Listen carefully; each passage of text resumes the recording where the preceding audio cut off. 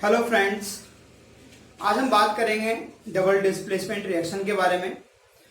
Basically जो double displacement reaction है, it is a type of reaction in which exchange of ions occurs between the reactant. जो reactants हैं उनके बीच में क्या होता है, आयन का एक्सचेंज होता है।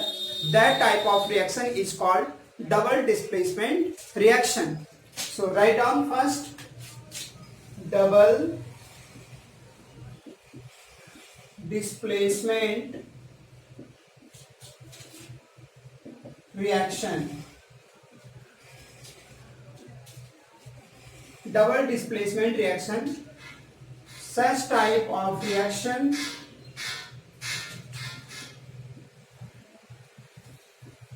in which exchange of ions occurs between the reactants।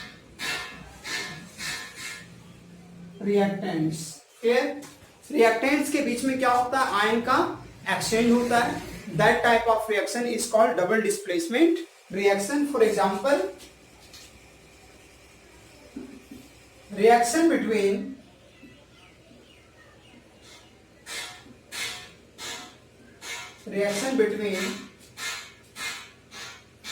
sodium sulfate Na2SO4 and BaCl2। ठीक है, तो यहां पे हम सोडियम सल्फेट का एक्वा सॉल्यूशन लेंगे और बेरियम क्लोराइड का एक्वा सॉल्यूशन लेंगे। ठीक है, तो Na2SO4 AQ प्लस BaCl2, इसका भी हम एक्वा सॉल्यूशन लेंगे। चूंकि आप इस सॉल्ट को, ये जो आपका सोडियम सल्फेट है, आप जैसे उसको डालोगे वाटर में, ये आयंस में टूट जाते हैं। तो आयंस में क्या टूटेगा, ये बनेगा क्या, Na plus 2Na plus SO4 2 minus, और ये क्या बनेगा, Ba2 plus barium ion plus 2 chloride ion, है ना। अब देखिए क्या होगा, इनके बीच में आयन का एक्सचेंज होगा। ये प्लस इस माइनस के साथ कंबाइन कर लेगा और ये प्लस इस माइनस के साथ कंबाइन कर लेगा, है ना। इस बात का ध्यान रखना है कि ये जो केमिकल रिएक्शन है, इस केमिकल रिएक्शन में जो आयंस की जो वैलेंसी होती है वो चेंज नहीं होती है। Clear, there is no loss and gain of electron between the ions. Ions के बीच में ना तो इलेक्ट्रॉन्स का लूज हो, ये इलेक्ट्रॉन का लॉस होता है, ना तो इलेक्ट्रॉन्स का गेन होता है। Clear, so this will form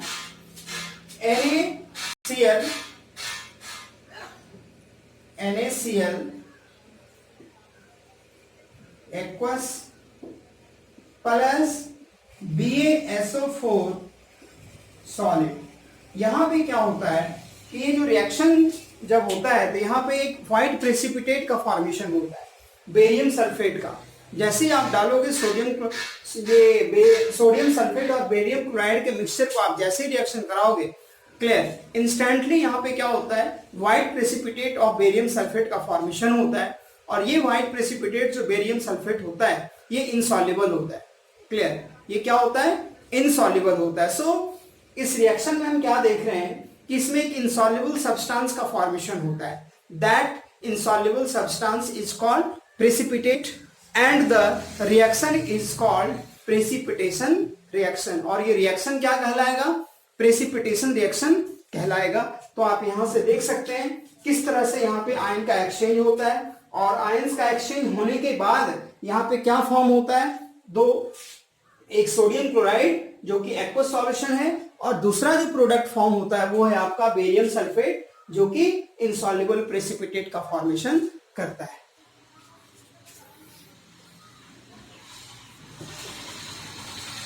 ठीक है, अब देखिए अगला reaction,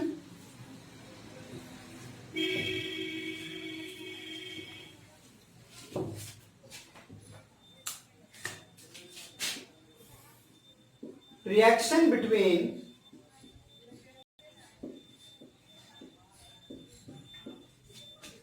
silver nitrate, reaction between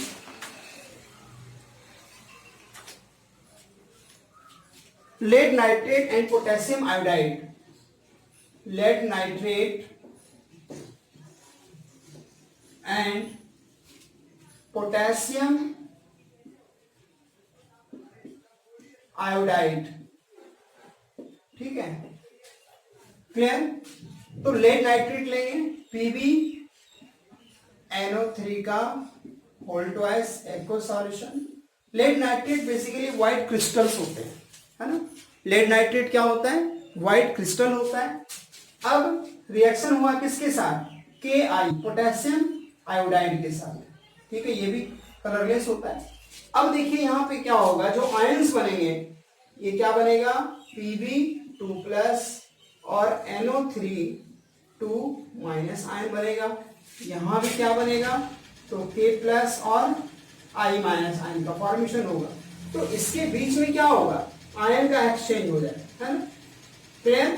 तो ये क्या बनेगा, PbI2 प्लस KNO3, ये है सॉलिड आपका, ठीक है, और ये आपका एक्वस है। बेसिकली ये जो PbI2 है ये येलो प्रेसिपिटेट का फॉर्मेशन करता है। लेड आयोडाइड जो है ये येलो प्रेसिपिटेट का फॉर्मेशन करता है, क्लियर। तो यहां से क्वेश्चन पूछा जा सकता है, ठीक है। क्वेश्चन क्या पूछा जाता है, what was the colour of precipitate form. तो वो कलर क्या है आपका, येलो प्रेसिपिटेट है, क्लियर। और इसका जो नाम है आप लिख सकते हैं, है ना, लेड आयोडाइड है यहाँ पे, ठीक है। तो इसको लिखिए,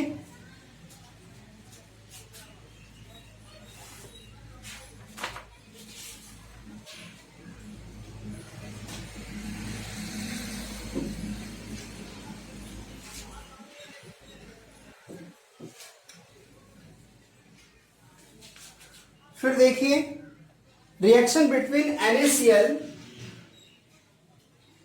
reaction between NaCl and AgNO3, sodium chloride और सिल्वर नाइट्रेट के बीच का जो रिएक्शन है, तो AgNO3 का हम एक्वस सॉल्यूशन लेंगे, AQ प्लस क्या लिखेंगे, NaCl, इसका भी हम एक्वस सॉल्यूशन लेंगे। सॉल्यूशन में डालने के बाद ये डिकम्पोज कर जाएगा किसमें, Ag प्लस और NO3 माइनस में, और ये भी डिकम्पोज कर जाएगा Na प्लस और Cl माइनस में। तो ये प्लस इस माइनस के साथ और ये प्लस इस माइनस के साथ फॉर्म क्या करेगा, AgCl प्लस NaNO3। तो ये क्या है, ये जो सिल्वर क्लोराइड है ये इनसॉल्युबल सब्सटेंस है, ये व्हाइट पीपीटी का फॉर्मेशन करता है। ये क्या फॉर्म करता है, व्हाइट पीपीटी, और ये एक्वस सॉल्यूशन है, ठीक है। तो इस तरह से यहाँ पे आपने देखा डबल डिस्प्लेसमेंट रिएक्शन। और ये डबल डिस्प्लेसमेंट रिएक्शन ऐसा रिएक्शन है जिसमें कि आयन का एक्सचेंज होता है। There is exchange of ions between the reactants, that is called double displacement reaction. तो एक बात मैं आपको बता देना चाहता हूं, आपने देखा कि डबल डिस्प्लेसमेंट के दौरान जितने भी रिएक्शंस मैंने आपको अभी तक बताए, उसके दौरान आपने ये देखा कि इसमें इनसॉल्युबल सब्सटेंस का फॉर्मेशन होता है, और वो इनसॉल्युबल सब्सटेंस क्या कहलाता है, प्रेसिपिटेट कहलाता है, clear. And that reaction is also called precipitation reaction. So you can right another reaction,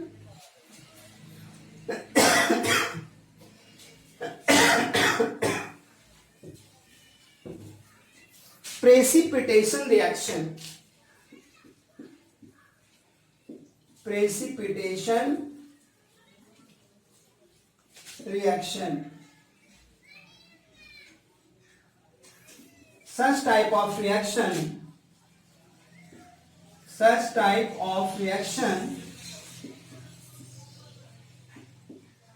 in which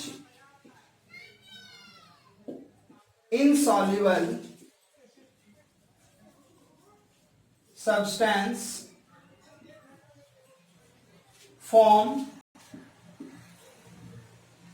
during chemical reaction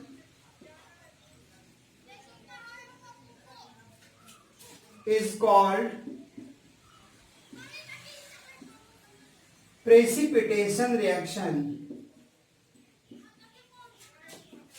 precipitation reaction example तो आपने देखा ही, ठीक है।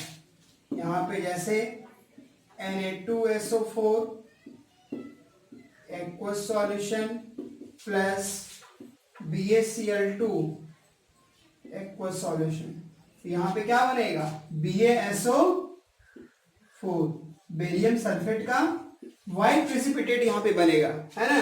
और क्या बनेगा, तो यहां बनेगा NaCl का एक्वस सॉल्यूशन। फिर देखिए AgNO3 का एक्वस सॉल्यूशन मैंने लिया, NaCl लिया, इसका एक्वस सॉल्यूशन, तो यहां पे क्या बनेगा, ये बनेगा AgCl का व्हाइट प्रेसिपिटेट प्लस NaNO3 का एक्वस सॉल्यूशन। तो ये आपका था प्रेसिपिटेशन रिएक्शन। क्लियर। आप एनसीईआरटी के सारे क्वेश्चन सॉल्व कर सकते हैं इस इक्वेशन से related. You can right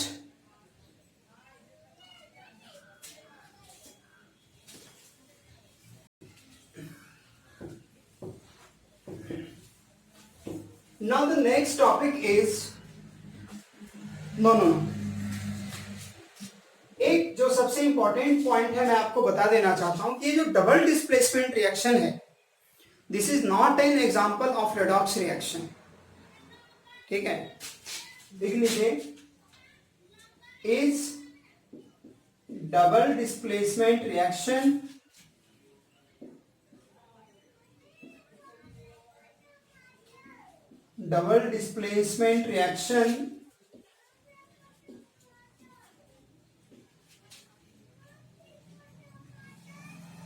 an example of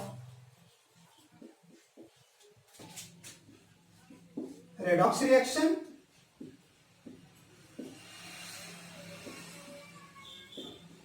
Answer is no. Answer is no. Clear? जो डबल डिस्प्लेसमेंट रिएक्शन है, it is not an example of redox reaction, because यहाँ पे ऑक्सीडेशन जो स्टेट होता है किसी भी आयंस का वो चेंज नहीं होता है। जैसे आपको बताया, जैसे देख लीजिए आप Na2SO4 प्लस BaCl2, तो यहाँ पे क्या फॉर्म करता है BaSO4 प्लस NaCl। तो यहां पर भी देखिए +1, यहां -2, +2 -1 +2 -2 +1 -1। तो इसका जो आयंस का जो बेसिकली जो ऑक्सीडेशन स्टेट है, या यू कैन से वैलेंसी, वो किसी का चेंज नहीं होता है। और जब वैलेंसी चेंज नहीं होगा तो यहाँ पे ना तो इलेक्ट्रॉन का लॉस होगा और ना ही इलेक्ट्रॉन्स का गेन होगा। So there is no electron और there is no loss of electron or gain of electron. So this reaction is not an example of redox. अब हम बात करेंगे ऑक्सीडेशन और रिडक्शन की। तो बेसिकली जो ऑक्सीडेशन होता है, ऑक्सीडेशन का मतलब होता है addition of oxygen to the substance.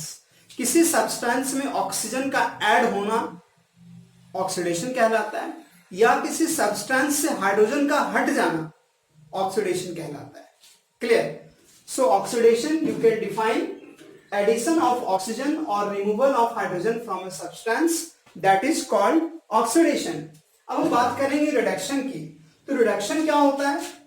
It is defined as addition of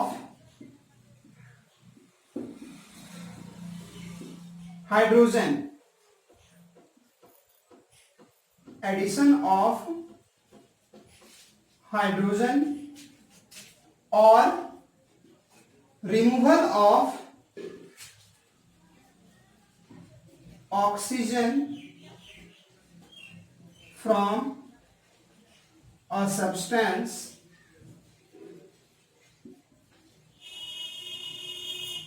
is called reduction. Clear? ये तो हो गया डेफिनेशन, है ना? डेफिनेशन बहुत ही सिंपल है, आप देख सकते हैं, है ना? Addition of oxygen to a substance और removal of hydrogen from a substance, that is called oxidation. Reduction क्या होता है? जस्ट इसका उल्टा होता है. रिडक्शन होता है addition of hydrogen to a substance और the removal of oxygen from a substance, that is called reduction. अब हम बात करेंगे इसके एग्जाम्पल की. अब एग्जाम्पल से इसको समझते हैं, है ना? इसको लिखिए, पहले आप लिख लीजिए.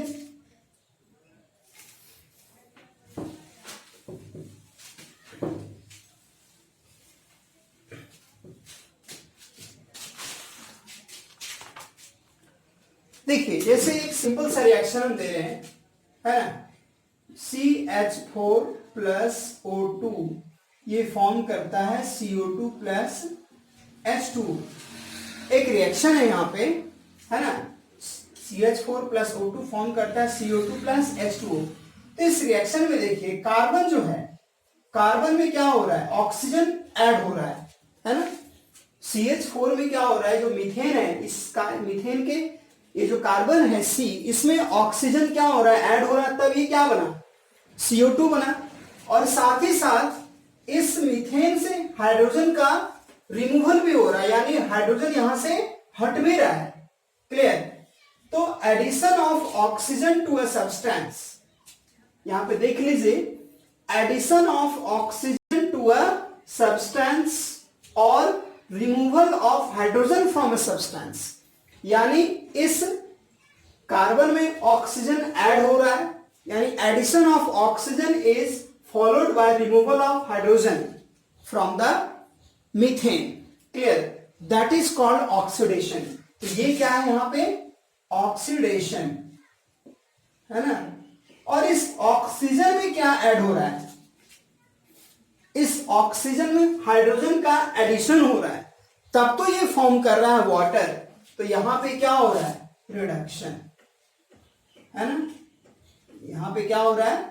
रिडक्शन. तो CH4 प्लस O2 क्या फॉर्म करता है? CO2 plus H2O. तो यहां पे जो कार्बन है, इसका ऑक्सीडेशन हो रहा है, हाइड्रोजन का भी, चूंकि हाइड्रोजन यहां से हट रहा है और ऑक्सीजन कार्बन में जुड़ रहा है. तो ये एक रिएक्शन बहुत ही बढ़िया रिएक्शन है. एग्जांपल है आपका ऑक्सीडेशन का, कि addition of oxygen to the carbon is followed by removal of hydrogen from the carbon, यानी इस कार्बन में ऑक्सीजन ऐड हो रहा है और ऑक्सीजन के ऐड होते हैं के साथ साथ यहां से क्या हो रहा है? जो हाइड्रोजन है वो हट भी रहा है. क्लियर? इस रिएक्शन में आप देख सकते हैं कि कार्बन में ऑक्सीजन ऐड भी हो रहा है और साथ ही साथ यहां से हाइड्रोजन हट भी रहा है. क्लियर? तो ये क्या होगा? इसका ऑक्सीडेशन होगा. और इस ऑक्सीजन में देखिए हाइड्रोजन का एडिशन हो रहा है, तब ये क्या फॉर्म कर रहा है? वाटर का फॉर्मेशन कर रहा है. That is called reduction. ठीक है? और रिएक्शन देखिए आप, CuO प्लस H2, तो ये क्या फॉर्म कर रहा है? Cu plus H2O. यहां पे देखिए, इस कॉपर ऑक्साइड से ऑक्सीजन हट रहा है और इस हाइड्रोजन में ऑक्सीजन क्या हो रहा है? ऐड हो रहा है. तो जहां पे ऑक्सीजन ऐड होगा, ये क्या होगा? ऑक्सीडेशन, है ना? और यहां से ऑक्सीजन हट रहा है, तो इसका क्या होगा? रिडक्शन. क्लियर? तो आप देख सकते हैं, है ना? इसको लिखिए और मैं आपको एग्जांपल बताता हूं. ZnO प्लस C, तो ये क्या फॉर्म करता है? पहले आप इसको लिखिए, मैं मिटाऊंगा, जगह कम है थोड़ा सा, है ना?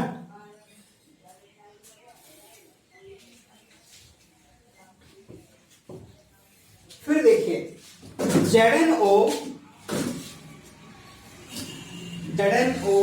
प्लस C, ये क्या फॉर्म करता है? Zn प्लस Cu, यानी इस जिंक से ऑक्सीजन हटा और इस कार्बन में ऑक्सीजन ऐड हुआ, तो यहां पे क्या होगा? ऑक्सीडेशन, सॉरी, यहां पे होगा रिडक्शन, है ना? और यहां पे क्या होगा? ऑक्सीडेशन. क्लियर? फिर देखिए, MnO2 प्लस 4HCl, तो ये क्या फॉर्म करता है, MnCl2 plus H2O plus Cl2, है ना। तो यहां पे देखिए क्या हो रहा है, जो मैग्नीज ऑक्साइड है यहां से ऑक्सीजन हटा, है ना, और इस हाइड्रोजन में ऑक्सीजन क्या हुआ, ऐड हो गया, है ना। यहां पे मैग्नीज डाइऑक्साइड है और इस मैग्नीज डाइऑक्साइड से ऑक्सीजन हट करके क्या बना, मैग्नीज क्लोराइड बना। तो और इस हाइड्रोजन में क्या हुआ, इस हाइड्रोजन में हुआ ये कि इसमें ऑक्सीजन ऐड होकर के क्या बना, H2O बना, यानी इसका क्या हो गया, ऑक्सीडेशन हो गया। इसका क्या हो गया, ऑक्सीडेशन हो गया, और इसका क्या हो गया, रिडक्शन हो गया, है ना। क्लियर। यहां से देख सकते हैं कि, या यू कैन ऑल्सो से, इस क्लोरीन से जो हाइड्रोजन है वो हट गया, ठीक है, इसका भी रिडक्शन हो गया। तो एक तरीके से देखा जाए कि ये जो रिएक्शन है इसमें आपने देखा कि किस ऑक्सीजन का, जब ऑक्सीजन जब ऐड होता है that is called oxidation, clear, और जब हाइड्रोजन रिमूव होता है, clear, that is called also oxidation. और जो रिडक्शन मैंने आपको बताया था, रिडक्शन में बताया था कि एडिशन ऑफ हाइड्रोजन और the removal of oxygen, clear, जब हाइड्रोजन ऐड होता है या ऑक्सीजन वहां से हटता है तो क्या कहलाता है, रिडक्शन कहलाता है, ठीक है। ये तो था ऑक्सीजन और हाइड्रोजन के आधार पे मैंने आपको बताया कि किस तरह से ये ऑक्सीडेशन और किस तरह से ये रिडक्शन होता है, ठीक है। अब हम बात करेंगे on the basis of electronic concept. Electronic concept के आधार पे हम बात करेंगे कि ऑक्सीडेशन और रिडक्शन क्या होता है, क्लियर। पहले इसको लिख लीजिए आप,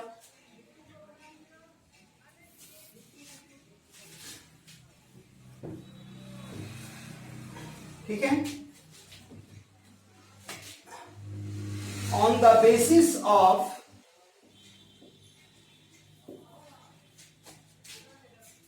इलेक्ट्रॉनिक कॉन्सेप्ट,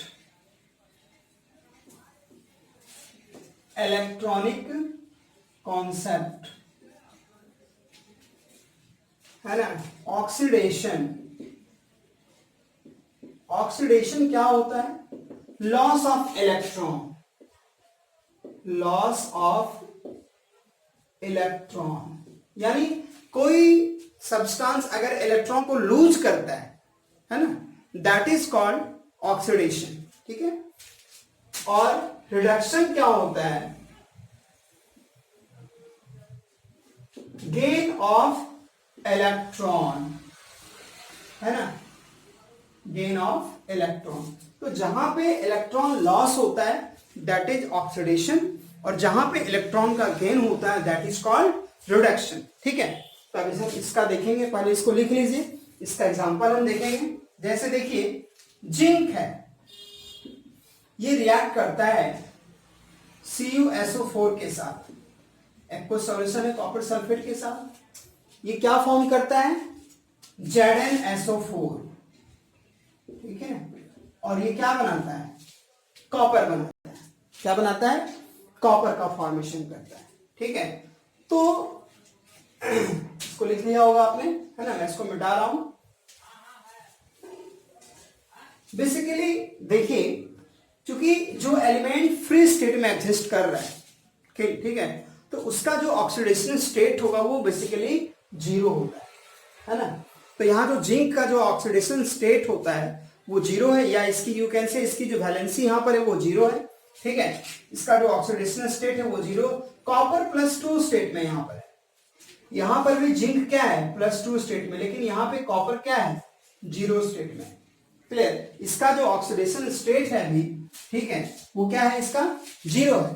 तो आप देखिए कि जो जिंक है वो 0 से कहां गया है, +2 में गया है, और जो कॉपर जो +2 में था वो कहां चला गया, वो 0 में चला गया। इसका मतलब है जिंक ने क्या किया, 2 इलेक्ट्रॉन्स को लूज किया, है ना, यानी क्या है ये, लॉस ऑफ इलेक्ट्रॉन, और इसने क्या किया, 2 इलेक्ट्रॉन्स को गेन किया है ना।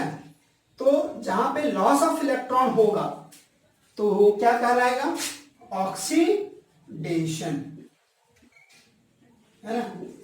और जहां पे गेन ऑफ इलेक्ट्रॉन होगा वहां क्या कहलाएगा, रिडक्शन। क्लियर। जहां पे इलेक्ट्रॉन का लॉस होगा दैट इज ऑक्सीडेशन, और जहां पे इलेक्ट्रॉन्स का गेन होगा दैट इज कॉल्ड रिडक्शन। ठीक है, पहले इसको लिखिए।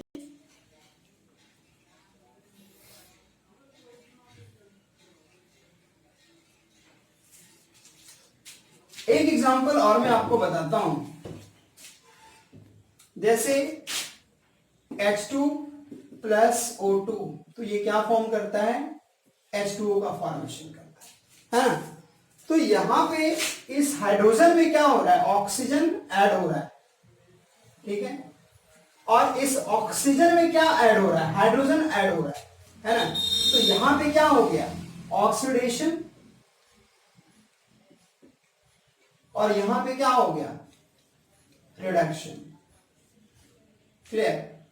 अब देखिए यहां पे इसको हम ऑक्सीडेशन स्टेट से दिखाना चाहते हैं, H2 प्लस O2, तो ये क्या बन गया, H2O, है ना। दोनों का ऑक्सीडेशन स्टेट 0 है, लेकिन यहां पे क्या हुआ, ये -2 में चला गया और ये +1 में आ गया, है ना। इसका मतलब हाइड्रोजन ने क्या किया है, इलेक्ट्रॉन को लूज किया है, एक इलेक्ट्रॉन लूज किया, और ऑक्सीजन ने 2 इलेक्ट्रॉन्स को गेन किया है ना। तो यहां पे क्या हो गया, ऑक्सीडेशन, और यहां पे क्या हो गया, रिडक्शन। ठीक है, इस तरह से आप देख सकते हैं यहां पे किस तरह से ऑक्सीडेशन और किस तरह से क्या हो रहा है, रिडक्शन हो रहा है।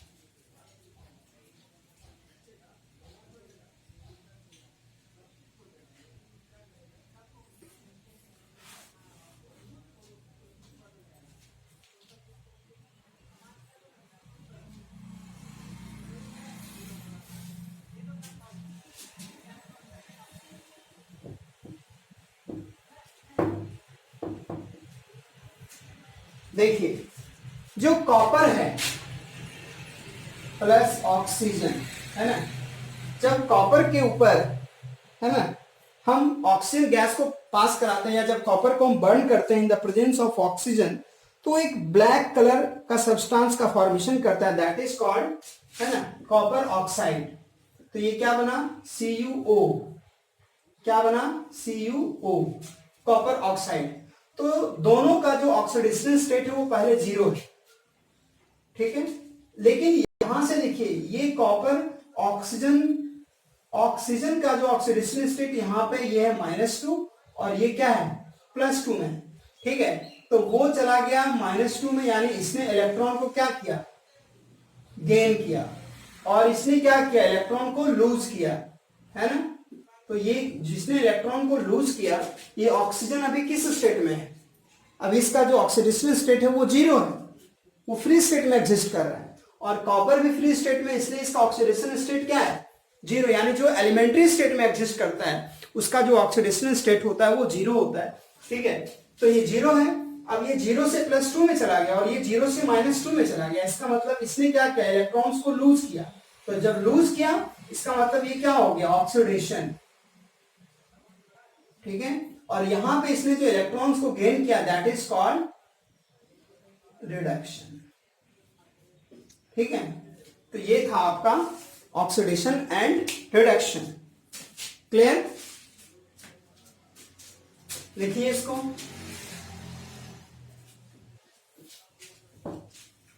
अब हम बात करेंगे रेडॉक्स रिएक्शन की। Redox reaction,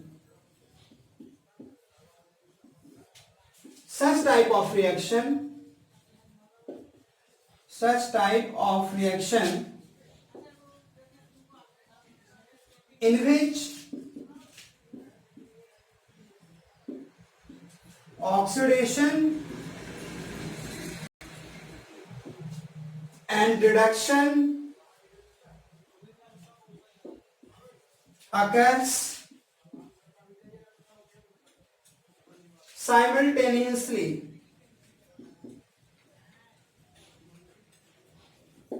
oxidation and reduction occurs simultaneously, दोनों एक साथ होते हैं, that is called redox reaction.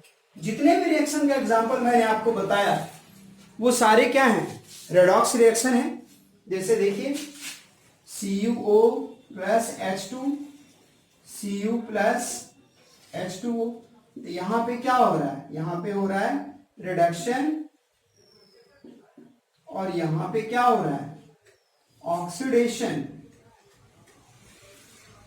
यहां पे क्या हो रहा है ऑक्सीडेशन। ठीक है, और भी एक एग्जांपल आप इस तरह से लिख सकते हैं, क्योंकि पिछले लास्ट टॉपिक में मैंने आपको बताया हुआ है, बहुत सारे एग्जांपल बताए हैं मैंने ऑक्सीडेशन और रिडक्शन के, तो आप वहां से भी लिख सकते हैं। तो ये है आपका रेडॉक्स रिएक्शन। क्लियर। अब हम बात करेंगे ऑक्सीडाइजिंग एजेंट और रिड्यूसिंग एजेंट के बारे में।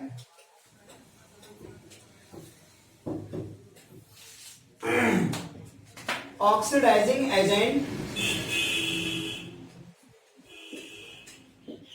के बारे में, है ना। तो ऑक्सीडाइजिंग एजेंट मतलब एक एजेंट है जो दूसरे को ऑक्सीडाइज कराता है ना। क्लियर, यानी किसी दूसरे सब्सटेंस में ये ऑक्सीजन को क्या कर देता है, ऐड कर देता है। Clear, that is called oxidizing agent. यानी ऑक्सीडाइजिंग एजेंट को डिफाइन करेंगे, the substance which oxidize other substance, जो दूसरे को ऑक्सीडाइज करता है और खुद रिड्यूस हो जाता है, that is called oxidizing agent. The substance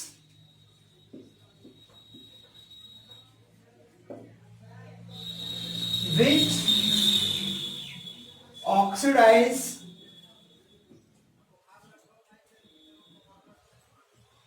other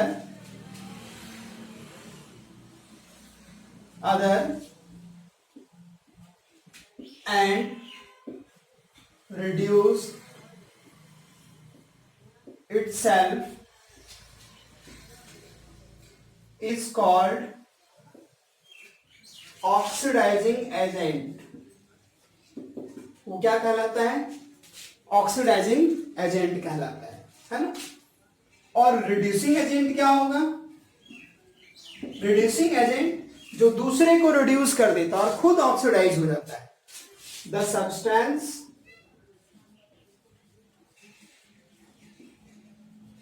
which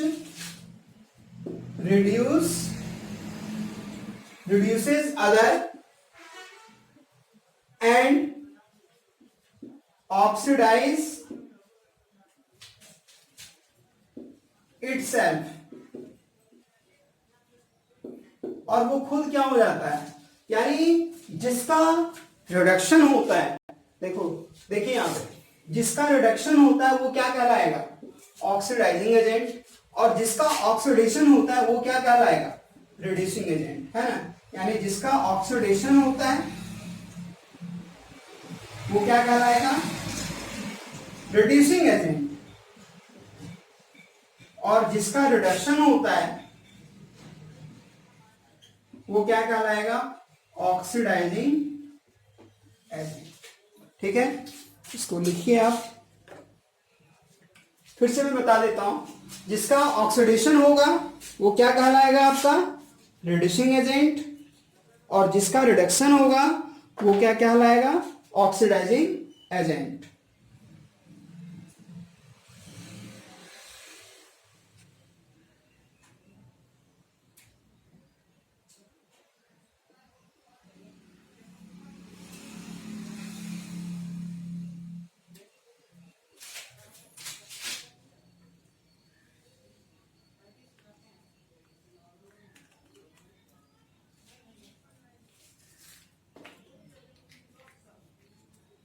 clear. अब इसका देखिए एग्जाम्पल, है ना। इसका एग्जाम्पल मैं आपको बताता हूं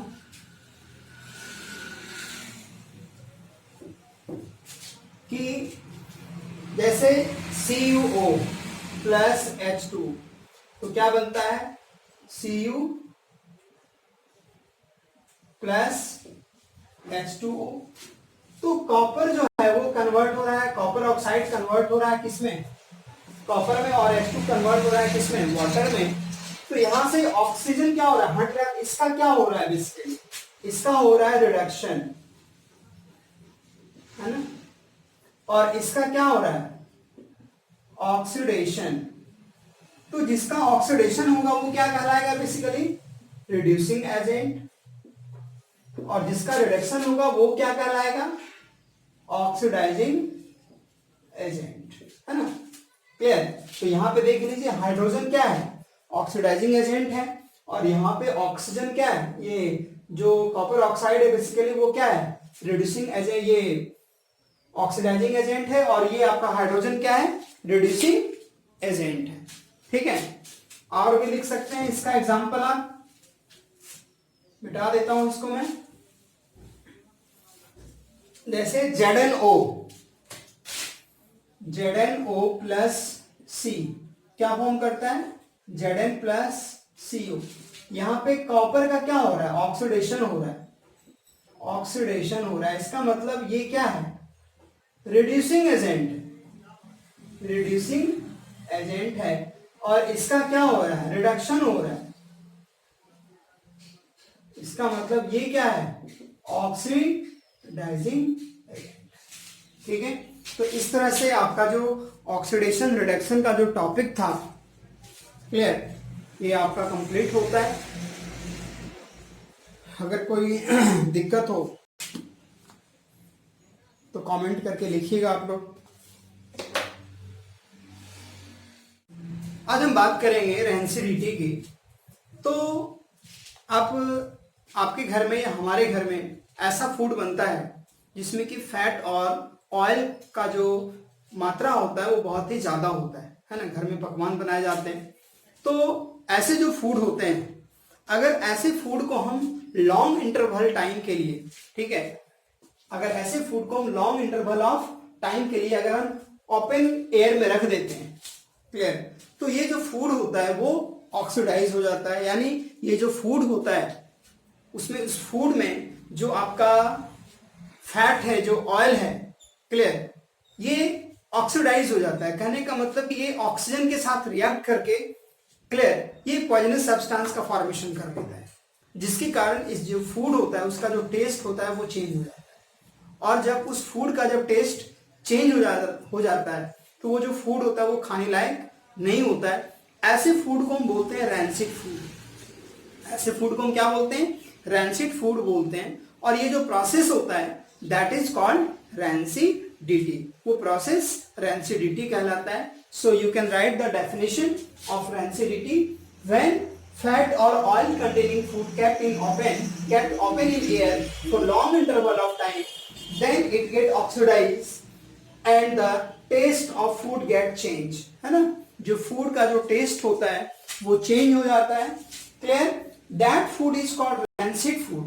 ऐसे फूड को हम क्या बोलेंगे, रैंसिड फूड बोलेंगे।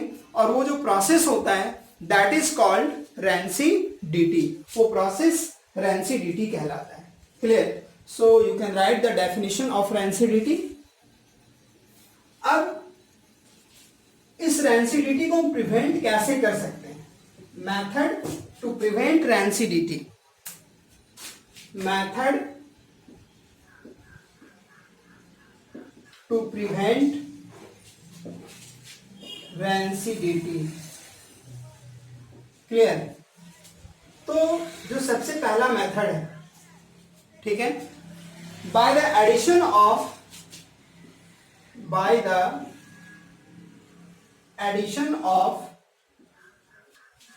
antioxidant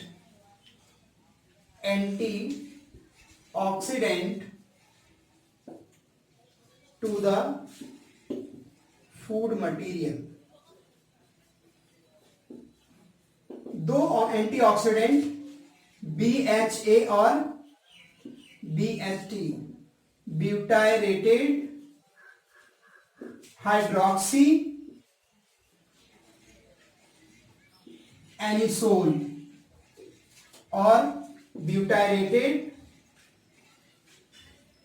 hydroxy टॉलिन, clear. ये दो एंटीऑक्सीडेंट हैं जो भी रिजर्व आपको मार्केट में जो फूड केन में पैक किया हुआ मिलता है, क्लियर। तो वो जो फूड होता है बेसिकली उसमें एंटीऑक्सीडेंट डाला हुआ होता है ना, BHA और BHT। तो ये जो एंटीऑक्सीडेंट होते हैं, ये एंटीऑक्सीडेंट फूड को ऑक्सीडाइज होने से, रैंसिड होने से क्या करता है, बचाता है। तो सबसे पहला मेथड है by the addition of antioxidant to the food material. Clear. दूसरा मेथड है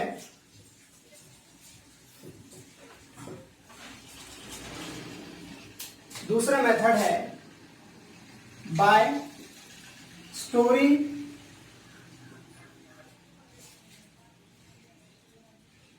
the food in airtight container. Airtight container, अगर हम फूड को एयर टाइट कंटेनर में स्टोर कर रहे हैं तो वहां पे क्या होगा, बेसिकली जो ऑक्सीजन की जो अवेलेबिलिटी होगी वो कम होगी। जब ऑक्सीजन कम होगा तो वो फूड जल्दी ऑक्सीडाइज नहीं करेगा। ठीक है। Due to low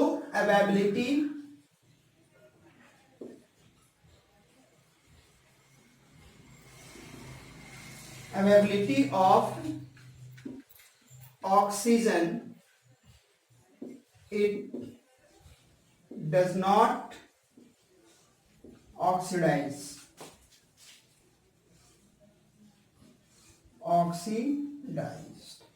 clear. तीसरा है आपका by storing food, by keeping food इन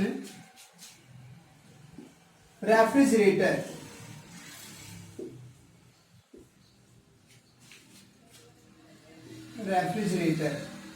आप उसको फ्रीज करके रख सकते हैं। तो जब उसको फ्रीज करेंगे तो फ्रीज करने में क्या होगा, बेसिकली उसका जो टेम्परेचर होगा वो लो होगा। जब टेम्परेचर लो होगा तो वो जल्दी ऑक्सीडाइज नहीं होगा, है ना। रेफ्रिजरेटर इनसाइड रेफ्रिजरेटर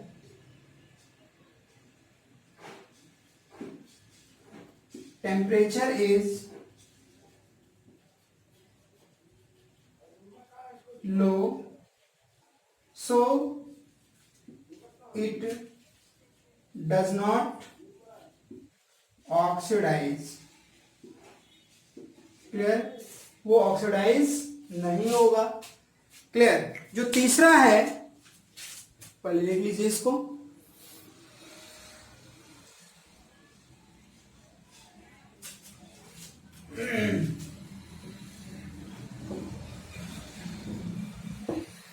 तीसरा है बाय फ्लशिंग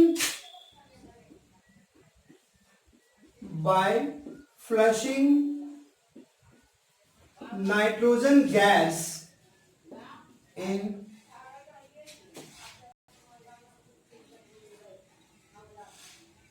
पॉली बैग। ठीक है। जैसे कि मार्केट में जो भी आजकल जो फूड मटेरियल आता है, जैसे आपका चिप्स हो गया, कुरकुरे हो गया, ऐसे फूड मटेरियल में ऐसा जो फूड मटेरियल होता है उसके जो पैकेट होते हैं, उसके पैकेट में नाइट्रोजन गैस को फ्लश किया जाता है। बेसिकली जो नाइट्रोजन गैस है वो लो रिएक्टिव होता है, वो जल्दी रिएक्ट नहीं करता है। ठीक है। तो जब वो जल्दी रिएक्ट नहीं करता है तो वो जो गैस होता है वो फूड मटेरियल के अराउंड एक ऐसा एनवायरनमेंट को क्रिएट करता है जिससे कि वो फूड जो है वो जल्दी ऑक्सीडाइज नहीं करता है। That's why nitrogen gas is flushed in bag containing chips and Kurkure. इसीलिए ऐसे बैग्स में हम नाइट्रोजन गैस को क्या करते हैं, फ्लश करते हैं, क्योंकि ये थोड़ा इनर्ट है, ये जल्दी रिएक्ट नहीं करता है। जब वो रिएक्ट नहीं करेगा, क्लियर, वो जल्दी फूड ऑक्सीडाइज नहीं होगा। ठीक है। तो लिखेंगे we flush nitrogen gas in bag in poly bag containing chips and kurkure because nitrogen gas is low reactive, so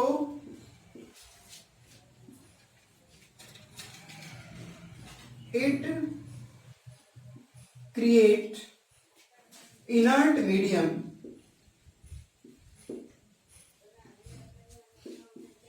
around the food,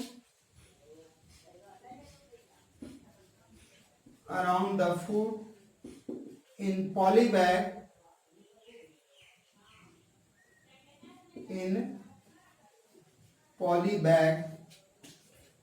that's why